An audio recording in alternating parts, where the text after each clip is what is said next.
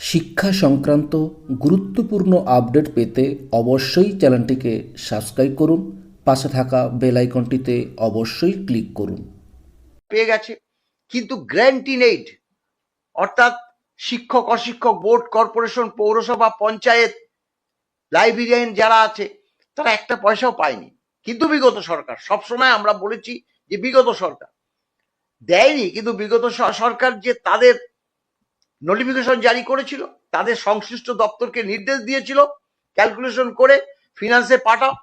সেই সংশ্লিষ্ট দপ্তরগুলো এই যে গ্র্যান্ট ইন এইড কর্মচারীদের হিসেব নিকেশ করে ফিনান্সে পাঠিয়েছে। এই তো মাননীয় অ্যাডিশনাল চিফ সেক্রেটারি ফিনান্স আছে, তিনি নিশ্চয়ই জানেন, কিন্তু ফিনান্স থেকে কোনো কনকারেন্স দেয় যায়নি, যার জন্য তাদের সংশ্লিষ্ট দপ্তরগুলো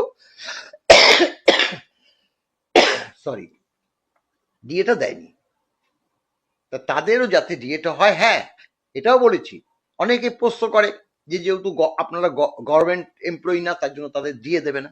আমরা সেটাও বিশ্লেষণ করে দিয়েছি। দেখুন, হ্যাঁ গ্র্যান্ট ইন এইড কর্মচারীরা খোদ সরকারি কর্মচারী নয়, কিন্তু আমরা তো রোপা মেনে মামলাটা করেছি। রোপাতে তো বর্ণিত আছে যে ডিএ কিভাবে দিতে হবে, কাদের কাদের দিতে হবে, তারা তো ডিএ পায়, তাদের তো বেতনটা ওই রোপা মেনেই হয়, তারা যে পেনশন পায় রোপা মেনেই হয়। তাহলে খোদ রাজ্য সরকারি কর্মচারীরা পেলে গ্র্যান্ট ইন এইড কর্মচারীরা পাবে না কেন? অনেকটা কাজ তো এগিয়ে আছে, তাহলে তাদেরটা যাতে দেওয়া হয় সেই ব্যাপারে আপনারা একটু চিন্তা ভাবনা তো আপনাদের করতেই হবে। সেই ব্যাপারে একটা কথা বললো, বলে ঠিক আছে আমরা এটা দেখছি।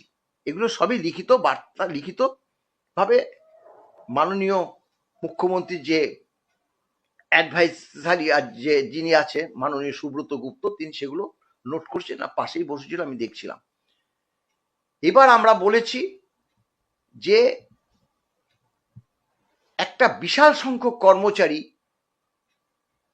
যারা কলকাতা কর্পোরেশন এলাকায় থাকে, অবসরপ্রাপ্ত কর্মচারী যাদের বয়স ৮০, ৮৫, ৯০, এমনকি প্রায় ১০০ ছুঁই ছুঁই, অসুস্থ, মারাত্মক ব্যাধিতে আক্রমণ,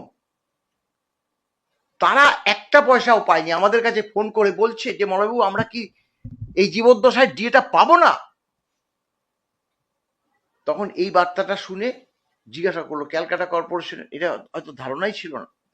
তখন অ্যাডিশনাল চিফ সেক্রেটারি বললো যে এই ঘটনা, কিন্তু ব্যাংক কোনো ডাটা পাঠাচ্ছে না, ব্যাংক ডাটা না পাঠানোতে আমরা ক্যালকুলেশন করতে পারছি না।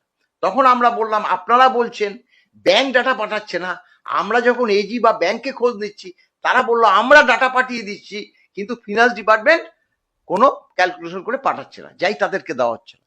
এইভাবে যদি মানে টান পড়ে চলে তা তারা কবে পাবে?